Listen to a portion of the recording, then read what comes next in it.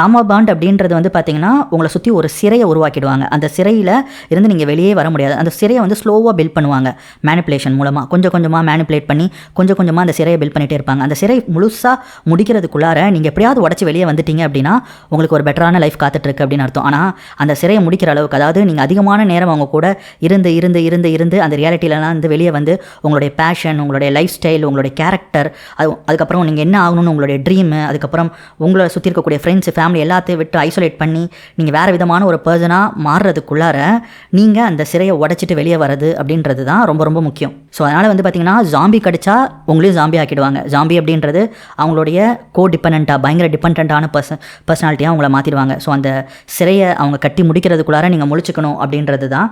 So எல்லா மேனிப்புலேஷனோடைய end ரிசல்ட்லேயும் நான் அடிக்கடி சொல்கிறது தான் லாஸ் ஆஃப் ஐடென்டிட்டி.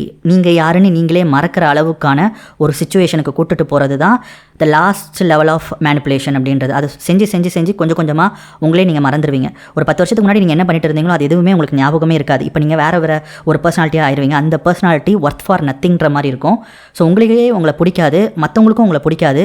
இந்த சொசைட்டியை விட்டே நீங்கள் ஒதுங்கி வாழ்கிற மாதிரியான ஒரு சுச்சுவேஷனை உருவாக்கி அப்போ தான் டிஸ்கார்ட் பண்ணுவாங்க. இப்போ நான் சொன்னேன் இந்த சீட் பண்ணுறது, இது எல்லாமே வந்து லாஸ்ட் ஸ்டேஜ். அதுக்கப்புறம் நீங்கள் ஒர்த்தே இல்லை, உங்களால் வெளியே போய் தனியாக வாழவே முடியாது, இதுக்கு மேலே நீங்கள் வெளியே போனாலும் ஒர்த்தே இல்லைன்ற மாதிரி உங்களை தூக்கி எறிவாங்க.